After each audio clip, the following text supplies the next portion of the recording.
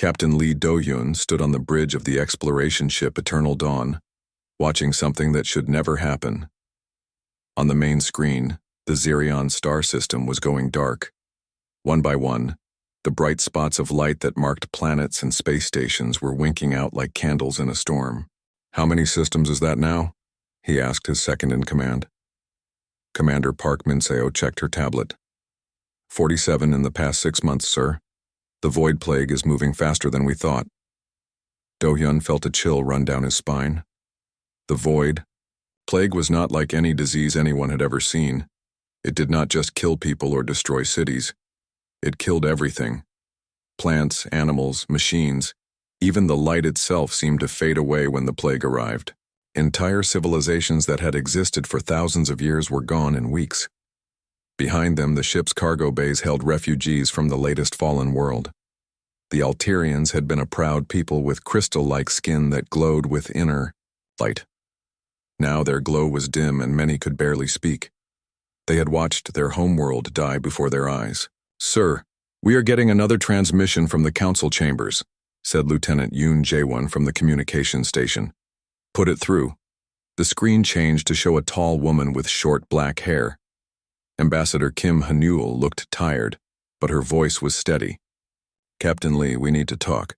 Emergency session of the Galactic Council in 2 hours. Something has happened." "What kind of something?" "The kind that might change everything. The science teams have made a discovery about the plague, about why some people survive when others do not."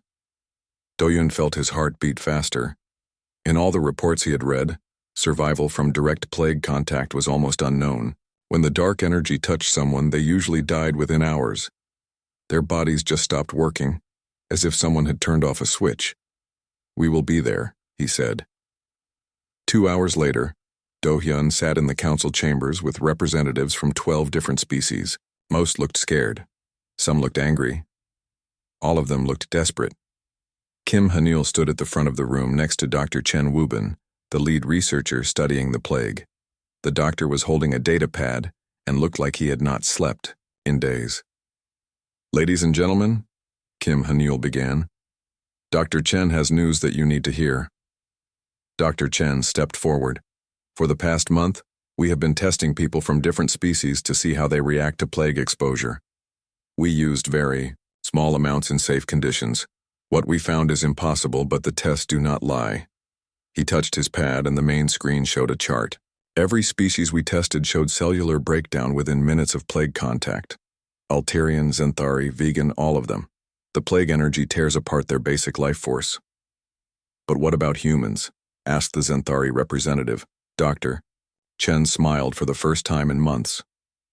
"Humans are completely immune." The room exploded with voices. Do-hyun heard dozens of languages being spoken at once as the representatives talked to their aides and each other. "Quiet, please," Kim Ha-neul said loudly. "There is more." Dr. Chen nodded. "Not only are humans immune, but their presence seems to push back against the plague. When a human stands near plague-infected material, the infection starts to fade. We think human bioenergy creates some kind of shield." An old Alterian in the back row raised a shaking hand. "The prophecy," he said in a whisper. Everyone turned to look at him. His crystal skin was barely glowing now, but his eyes were bright. "What prophecy?" asked Kim Ha-neul. "The flame bearers," the Alterian said. "Our oldest stories speak of a young race that would carry fire in their souls. When the great darkness comes, they would be the ones to stand against it. We thought they were just stories." Do-hyun felt something cold and heavy settle in his stomach. He had joined the space service to explore and learn, not to fight cosmic monsters, but sometimes people did not get to choose their battles. "What are you asking us to do?" he said. Kim Ha-neul looked directly at him. "The Council is formally requesting that Earth and all human colonies take leadership in the defense against the plague. We need human crews on ships, human soldiers in battle zones, and human scientists working on solutions. You want us to be the galaxy's bodyguards," said Commander Park from beside him. "We want you to help us survive," said the Xanthari representative. "My people have 8 billion souls on our homeworld. The plague will reach us in 3 months. Without human protection, we all die." Do-hyun looked around the room at faces filled with hope and fear. These were not his people, but they were people. They had families and dreams and things they wanted to protect. How could he say no? "Earth will answer the call," he said. "But we will need ships, resources, and time to organize." "You will have whatever you need," Kim Hanel promised. "The survival of all conscious life depends on it." Later that night, Do-hyun stood alone in his quarters looking out at the stars. Each point of light represented millions or billions of lives. How many of those lights would go dark before this was over? How many humans would die trying to save people they had never met? But then he thought about the Alterian refugees in his cargo bay. He thought about the fear in the council chamber and the desperate hope in their voices. Humans had always been fighters. They had survived ice ages and wars and plagues on their own world. Maybe this was why they had learned to be so tough. His door chimed and Commander Park entered. "The crew wants to know what our orders are, sir." Do-hyun turned from the window. "Set course for the Sol system. Maximum speed.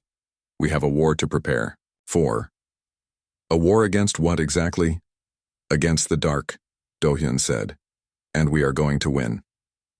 As the eternal dawn turned toward Earth, its engines burning bright against the black of space, Captain Lee Do-hyun made a promise to himself. The plague might have killed civilizations older and wiser than humanity, but it had never faced beings who carried fire in their hearts.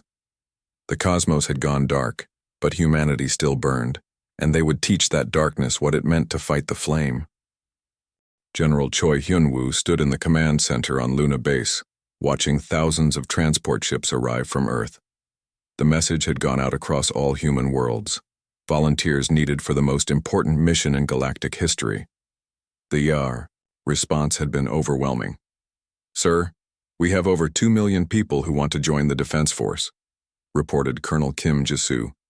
"That is 10 times more than we expected." Choi nodded as he watched farmers, teachers, miners, and shop owners walking off the transports alongside professional soldiers. Fear makes people do amazing things, but so does hope. 3 weeks earlier, the Terran Defense Corps had been a small peacekeeping force. Now they were transforming into the galaxy's shield against extinction. Every human military base was working, around the clock, to train new recruits and modify ships for plague combat. At the Luna Military Academy, Lieutenant Colonel Song Aryam was running the most unusual training program in human history. Her Phoenix Battalion was the first unit designed specifically to fight the Void Plague. Each soldier wore special biosuits that amplified their natural resistance to the dark energy. "Listen up," Song told her troops as they gathered in the training hall. "You are not just soldiers anymore. You are walking weapons against something that wants to kill every thinking being in the galaxy. That makes you the most important people alive." Among her soldiers was Sergeant Nam Taiho, a quiet man who had earned the nickname the Calculator for his ability to solve complex tactical problems in his head. Next to him stood Corporal Kang So-young, a former asteroid miner whose knowledge of deep space operations was better than most ship captains. "Ma'am, what exactly are we supposed to fight?" asked Private Lim Ji-hoon, barely 19 years old. "The reports say the plague is like dark energy or something." Song pulled up a holographic display showing plague-infected space. "The plague is not just energy. It creates physical manifestations. Think of them as antibodies for a sick universe, except they want to kill everything healthy." The display showed twisted shapes made of shadow and hate, things that moved through space eating light itself. Just looking at them made the soldiers uncomfortable. "Your job is to get close enough to these things so your bioenergy can disrupt them. The science teams say human presence can actually destroy plague entities if we get within a few hundred meters." "That sounds really dangerous," muttered Kang So-young. "It is," Song agreed. "But someone has to do it, and we are the only ones who can survive it." Across the solar system on Europa Research Station, Dr. John Wubin was working with the strangest research team ever assembled. His lab partner was Veltar, an insectoid scientist from the Rigel system, whose people were among the most advanced researchers in the galaxy. "Your species confuses me," Veltar said, clicking his mandibles as he studied human DNA samples. According to every biological law I know, you should be as vulnerable to the plague as everyone else. Dr. John looked up from his microscope. Maybe the laws are incomplete. Or maybe humans are incomplete, Veltar suggested. My analysis shows that human DNA has been changed many times. War, disease, environmental disasters. Your people have survived so many extinction events that your genetics look like a battle report. John frowned. You think our history of surviving disasters made us immune to this one? I think your species learned to carry fire in their cells, because they had to. The plague feeds on stable, peaceful life energy. But human energy is chaotic, angry, fighting. It tastes wrong to the plague. Before John could respond, alarms started ringing throughout the station. A voice came over the speakers. All personnel to emergency stations. We are receiving a distress call from the Vega system. Plague contact confirmed. Within hours, Captain O. Sunho was leading a squadron of modified fighter ships toward the Vega system. His pilots were all volunteers, some with only weeks of training. But they were human, and that made them the most valuable military asset in the galaxy. Remember, O told his pilots over the radio, our job is to create safe corridors for the evacuation ships. The Zenthari have 3 billion people to evacuate. We keep the plague busy while they get out. As they dropped out of hyperspace near Vega, the pilots saw something that would give them nightmares for the rest of their lives. The system's 4th planet was half covered in writhing darkness.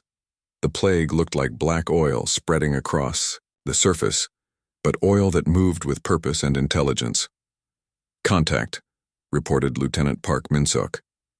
I am seeing plague manifestations rising from the planet, dozens of them. The entities looked like twisted sculptures made of shadow and hunger. They moved through space without any visible propulsion, heading directly for the evacuation ships filled with Zenthari civilians. All units engage, ordered Captain O. The human fighters dove toward the plague entities, their hulls glowing with protective energy fields powered by their pilots' biosignatures. As they got closer, something amazing happened. The shadow, creatures began to slow down, their forms becoming less solid. It is working, shouted Corporal Han Yejin over the radio. They are dissolving, but more entities kept coming. For every one they destroyed, 2 more emerged from the infected planet. O realized they could not destroy them all, but they did not need to. They just needed to buy time. All ships formed defensive line around the evacuation fleet. We hold, here no matter what. For 6 hours, 43 human pilots held off hundreds of plague entities, while Zenthari transport ships carried 3 billion refugees to safety. When it was over, 12 pilots were dead and most of the others were exhausted, but not a single civilian ship had been lost. As Captain O limped his damaged fighter back to the fleet, he got a message from the Zenthari evacuation commander. Thank you for giving us tomorrow. O looked out at the stars, knowing that tomorrow would bring another battle, another desperate last stand, but also knowing that humans would be there, carrying their fire into the darkness. The war had begun, and humanity was learning what it meant to be the galaxy's guardians. Fleet Admiral Bae In-hyuk stood on the bridge of the massive battleship Terra's Pride, looking at the largest military force humanity had ever assembled. 12,000 ships filled the space around him, everything from military dreadnoughts to converted cargo haulers, all of them crewed by humans who had volunteered to sail into the heart of darkness itself. Fleet status report, he ordered. 2 million personnel across all ships, reported his aide, Commander Yong Hyun. Military and civilian mixed. Every major human colony contributed ships and crew. Bai nodded grimly. The fleet included teachers flying supply ships, doctors, commanding medical frigates, and farmers operating transport vessels. When humanity went to war, everyone went to war. Sir, incoming transmission from the Andromeda Junction, called out the communications officer. It is Admiral Torres from the Joint Alien Fleet. The main screen showed a weathered human woman surrounded by officers from a dozen different species. Bae, we have a problem. The alien ships cannot get within 1,000 kilometers of plague-infected space. Their crews start dying even at that distance. What about unmanned vessels? The plague shuts down any technology not operated by human biosignatures. We tried sending drone ships ahead. They went dark the moment they entered infected space. Bay understood. Humanity was not just immune to the plague. They were the only ones who could fight it effectively. Every human crewed ship was a moving safe zone, pushing back the darkness just by existing. "All fleet commanders, this is Admiral Bay," he announced over the fleet-wide channel. "We go in alone. Alien support ships will maintain position at the edge of clean space. If we fail, they evacuate any survivors and warn the rest of the galaxy." Chief Petty Officer Lim Dewan was not supposed to be commanding a battleship. 3 days ago, she had been running cargo between asteroid mines. Now she stood on the bridge of the alien dreadnought Stellar Fury, trying to figure out how to operate weapons designed for creatures with 16 tentacles.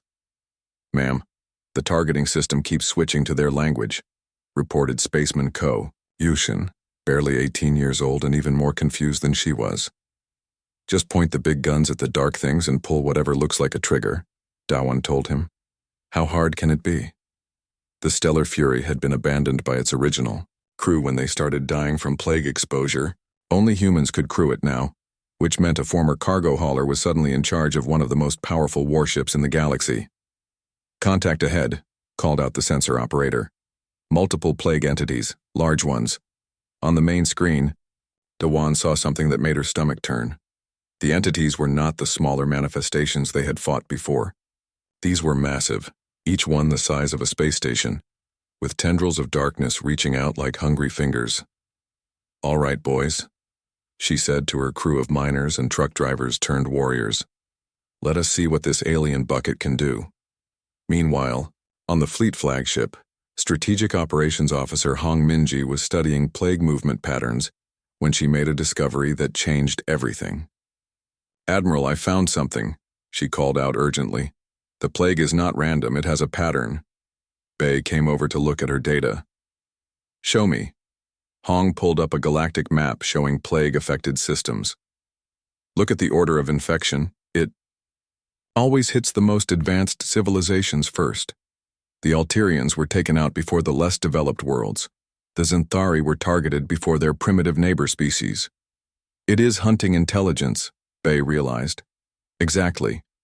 The plague seeks out consciousness, technology, civilization. It wants to kill thinking beings. And it saves the most primitive species for last." Bay felt a chill. "That means humanity should have been among the first targets, not the last. Unless something is protecting us," Hong said quietly. "Or unless we are supposed to be here." Before Bay could respond, the fleet sensors detected the largest concentration of plague entities anyone had ever seen. Hundreds of massive shadow creatures were emerging from an infected nebula, heading straight for the human fleet. "All ships, battle formation," Bay ordered. "This is what we came for." Captain Shin Dong-hyuk was flying a converted racing ship called Lucky Strike, leading a squadron of civilian volunteers in the fleet's forward screen. When he saw the plague entities approaching, he made a decision that would be remembered for 1,000 years. "Squadron, this is Shin. I am going to try something crazy. Sir, please do not do anything that will get us all killed," replied his wingman, Lieutenant Yu Seonho. "I'm going to fly straight into the biggest one and see what happens." Before anyone could stop him, Shin pushed his ship to maximum speed and dove directly toward the largest plague entity. His ship's human-powered energy field flared brighter as he approached the creature's dark mass. "Shin, get out of there," came Admiral Bay's voice over the radio. "Negative, sir. If this works, we can end this fight right here." Shin's ship disappeared into the plague entity's shadowy body. For 10 seconds, nothing happened. Then the entire creature began to glow with the same energy as human biosignatures. The glow spread outward like ripples in a pond, jumping from one entity to another. Within minutes, every plague manifestation in the sector was dissolving, their dark forms breaking apart like smoke in a strong wind. "Shin, report," called Admiral Bay. "Still here, sir," came Shin's voice, full of amazement. "My ship is intact and I am reading clear space for 50 light-years in every direction. I think human bioenergy can create chain reactions in plague entities." The fleet erupted in cheers. For the first time since the plague had appeared, humanity had won a major victory. But Bay knew this was just one battle in a much larger war. "All ships, maintain formation," he ordered. We pushed toward the galactic core. If Captain Shin is right about chain reactions, we need to find the source of this plague and end it once and for all. As the burning fleet moved deeper into infected space, each ship carrying the fire of human determination, Admiral Bay made a promise to every living thing in the galaxy. The darkness had consumed entire civilizations, but it had never faced warriors who refused to surrender. The cosmos might have gone dark, but humanity's flame would burn until every shadow was driven away. Dr. Ryu Seung-min knelt in the ancient ruins on Primaxis, carefully brushing dust from stone carvings that were older than human civilization. The planet had been the birthplace of galactic society, but the plague had found it 3 months ago. Now it was a dead world, except for the small areas where human research teams worked. "Professor, you need to see this," called his assistant, Dr. Kang Nayeon, from across the excavation site. Ryu made his way through the ruins to where Nayeon was standing beside a massive stone wall covered in symbols. As he got closer, his breath caught in his throat. The carvings showed figures that looked remarkably human fighting against writhing shadows. "These carvings are 3 million years old," Nayeon said quietly. "But look at this," she pointed to a section that showed the human-like figures surrounded by light, standing against wave after wave of darkness. Above them, symbols that the translation computer identified as First Flame and Guardians of All Life. The plague has been here before, Ryu realized, and something that looked like us fought it. Meanwhile, on the other side of the galaxy, Commander An Jiwon was discovering something even more amazing. Her humanitarian mission had just arrived at Kepler 438b, where a vegan colony was dying from plague infection. The colonists were too far gone to save, their energy signatures nearly extinguished. "Ma'am, we have a problem," reported Medic First Class Park Ji-hyun. "The plague infection is too advanced. Our bioenergy fields can stop it from spreading, but we cannot reverse the damage." An looked at the dying vegans, their normally blue skin now gray and lifeless. Children lay beside their parents, all of them fading away like dying embers. It broke her heart. That was when Specialist Ko Hyemin stepped forward. She was the youngest member of the team, barely 18 years old and fresh out of training. "Commander, request permission to try direct contact healing." "Direct contact with plague victims is not authorized," An replied. "Too dangerous." "Ma'am, I have been reading the bioenergy reports. Children and young adults show higher energy signatures than older humans. Maybe my energy is strong enough." Before An could stop her, Yemen knelt beside a dying vegan child and placed her hands on the small creature's chest. Immediately, her bioenergy field flared brighter than anyone had ever seen from a human. The vegan child's gray skin began to show hints of blue. Its breathing became stronger. Within minutes, the child opened its eyes and looked around in confusion. "How do you feel?" Yemen asked gently. "Better," the child whispered in broken standard. "The cold is going away." Word of the miracle spread quickly through the fleet. Within days, young humans from every ship were volunteering for direct healing missions. They discovered that human children, with their naturally high bioenergy, could actually reverse plague damage if they maintained contact for several hours. But the most shocking discovery came when Dr. Ryu's team translated more of the ancient ruins. Deep in the underground chambers of Primaxis, they found a message carved in stone that changed everything humans thought about themselves. "The translation is confirmed," Dr. Ryu announced during a fleet-wide broadcast. "The First Flame were not just similar to humans, they were our ancestors." Admiral Bay leaned forward in his command chair. "Explain." "The carvings tell a story. 3 million years ago, the plague appeared and began consuming the galaxy. A species called the First Flame fought it to a standstill, but the effort exhausted them. Before they died out, they seeded the galaxy with their genetic code, programmed to evolve into a new species when the plague returned." "You are saying humans were designed to fight this thing?" asked Fleet Admiral Torres over the communication link. "More than that," Dr. Ryu replied. "We were designed to be the galaxy's immune system. The First Flame knew the plague would return, so they created us to be ready for it." Young Specialist Ko Hyemin had become something of a celebrity after her healing success on Kepler 438b.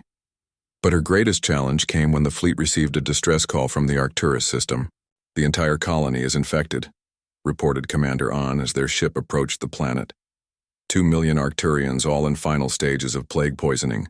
The planetary government is asking us to put them out of their misery. Hyamen looked at the data on her tablet. The colony covered an entire continent, with infected beings scattered across hundreds of cities. Even with her enhanced bioenergy, healing them all seemed impossible. "I want to try," she said quietly.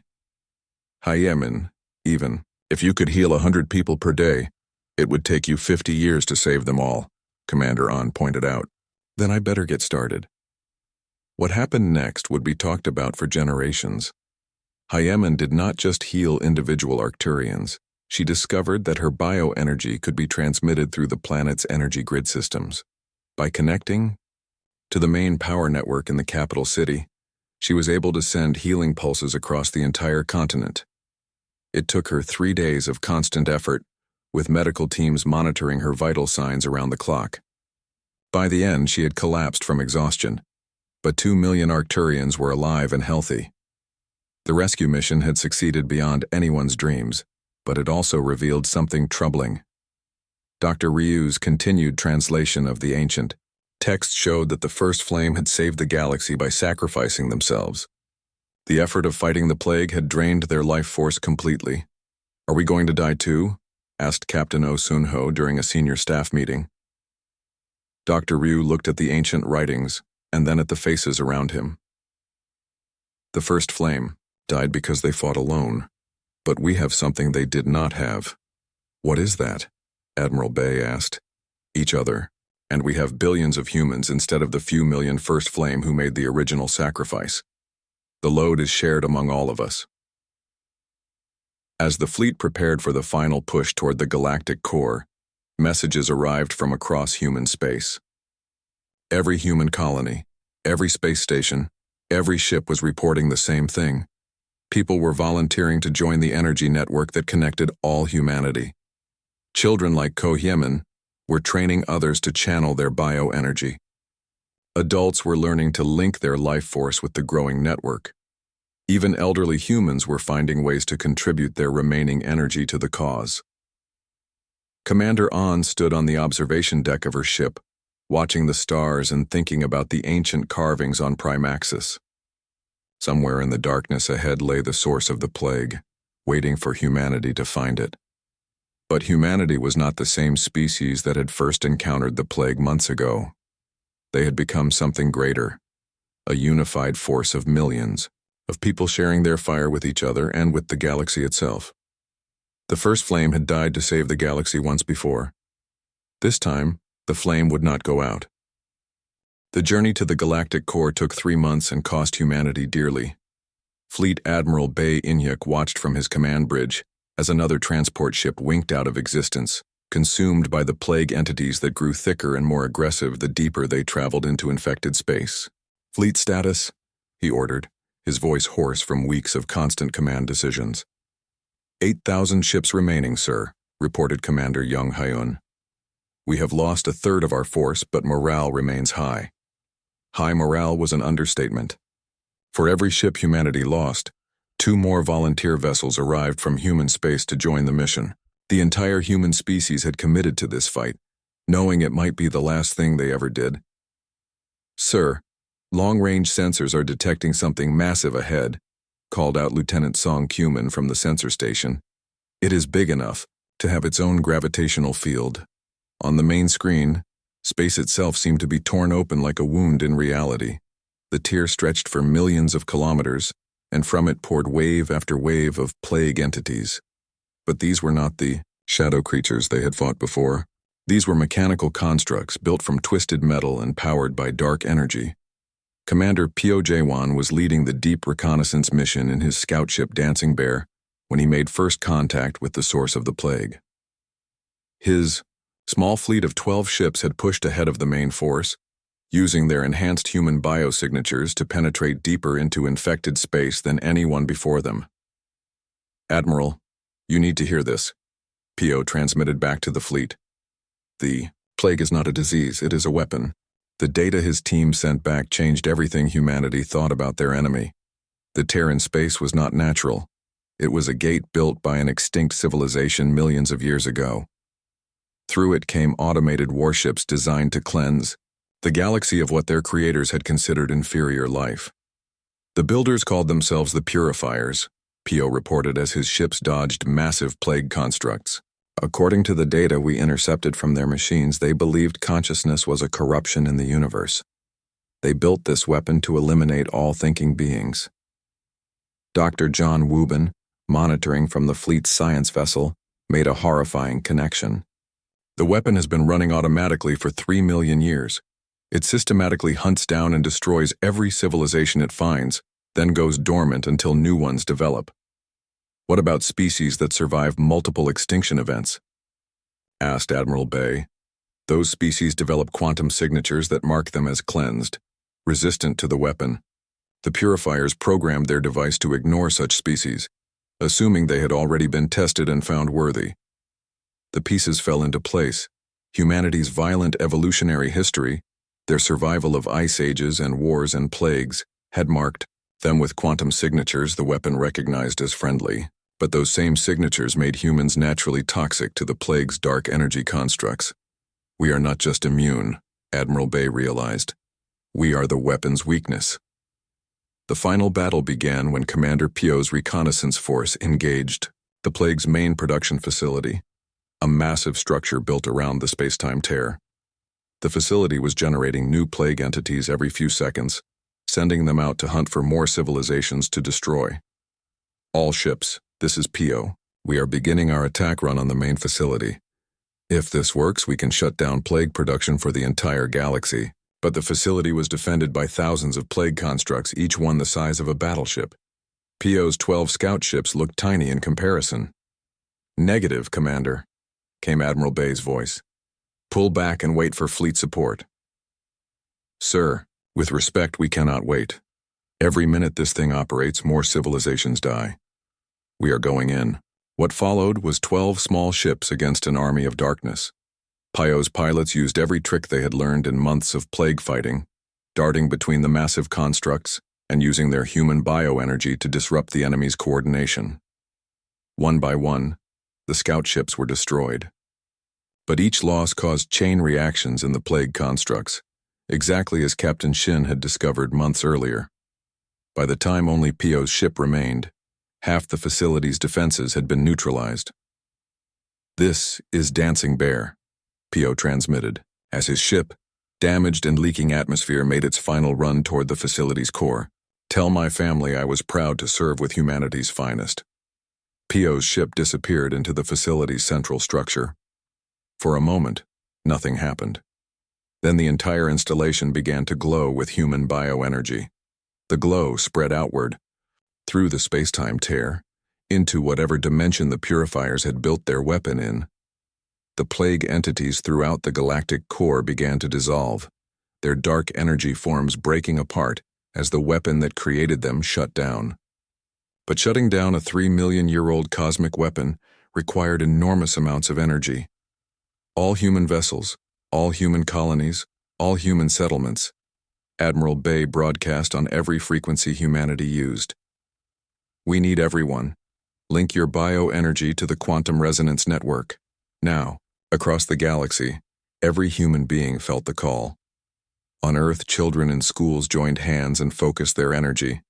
On Mars, miners deep underground added their strength to the network. On distant colony worlds, farmers and engineers and teachers all became part of humanity's greatest collective effort. The energy flowed through quantum space, guided by the resonance network that human scientists had developed over the past months. It traveled from every human settlement to the galactic core, where Admiral Bay's fleet channeled it directly into the plague facility. The cost was enormous. On worlds throughout human space, people collapsed from exhaustion. Some, especially the elderly and sick, gave too much of their life force and died peacefully with smiles on their faces, knowing their sacrifice mattered. But it worked. The ancient weapon that had terrorized the galaxy for millions of years finally powered down. The space-time tear began to close, sealing off the dimension where the purifiers had built their terrible device. Admiral Bay watched the tear shrink to nothing, taking with it the last of the plague entities. Across the galactic core, stars began to shine brightly again as the dark energy that had been suppressing them faded away. "Fleet status report," he ordered, though he was almost too tired to speak. 4,000 ships operational, sir. About half our crews are unconscious from energy drain, but medical reports say they will recover. And the plague? Sensors show no plague activity anywhere in the galaxy, sir. The quantum resonance is breaking down remaining infections faster than we can track them. Bay sank into his command chair and allowed himself a moment of satisfaction. Humanity had done something that the greatest civilizations in galactic history had been unable to do. They had faced the darkness and won. But even as he celebrated, Bay knew this was not the end. It was the beginning. Somewhere in the space, between galaxies, other purifier weapons might be waiting. Other threats to conscious life might be stirring. Humanity had become the galaxy's guardians, and that was a responsibility that would last forever. 10 years had passed since the plague's defeat, and Fleet Admiral Lee Do-yoon stood on the observation deck of humanity's watch, a massive space station orbiting the former location of the galactic core weapon. Where once there had been a tear, in reality spewing darkness, now there was a monument to all the species that had died fighting the plague. The galaxy was healing. Dead worlds were slowly coming back to life as human bioenergy signatures helped restore natural processes. Former plague zones were being resettled by grateful alien species who built their new homes around human monitoring stations. "Admiral, we have the monthly report from the Renewal Council," announced Captain Park Minseo, who had become his chief of staff after Commander Park had retired to raise her family on New Terra. "How are the integration programs progressing?" "Better than expected. We have 200 joint human-alien colonies now, and the cultural exchange programs are very popular. The Zenthari are teaching us their crystalline architecture, and we are teaching them baseball." Do-yoon smiled. Humanity had not conquered the galaxy after saving it. Instead, they had become its permanent protectors and partners. The Renewal Council governed galactic affairs, but humans maintained monitoring stations in every major star system, ready to respond to any new threats. On Europa Station, now called the Heritage Center, General Song Aryam watched a new generation of human children learning to control their bioenergy consciously. These youngsters, born after the Plague War, seemed to have even stronger abilities than their parents. "Remember, energy flows from your heart, not your head," she told a class of 8-year-olds who were practicing healing techniques on wilted plants. "Feel the life in the plant and share your own life with it." A small girl named Kim Suman raised her hand. "General Song, why do we have to learn this stuff? The plague is gone." Song knelt down to the child's level. "Because there might be other things out there that want to hurt people, and if there are, you need to be ready to protect them." The little girl nodded seriously and returned to her practice, making a dying flower bloom with nothing but her touch and her will. Across the galaxy, similar scenes were playing out at hundreds of heritage centers. Human children learned not just mathematics and history, but how to channel life energy, how to detect threats to consciousness, and how to work with alien species, whose biology was completely different from their own. Dr. Jian Wubin, now the head of the Galactic Life Research Institute, was studying reports from the deep space monitoring stations when something caught his attention. Long-range sensors positioned at the galaxy's edge were detecting faint signals from the direction of the Magellanic Clouds. "The signatures are similar to the purifier technology, but different," he reported to the Emergency Council session. "Whatever is out there, it is not the same civilization that built the plague weapon."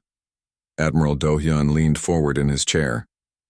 "Are you saying there are more of them?" "I am saying the universe is very large and very old. We defeated one threat, but there could be others.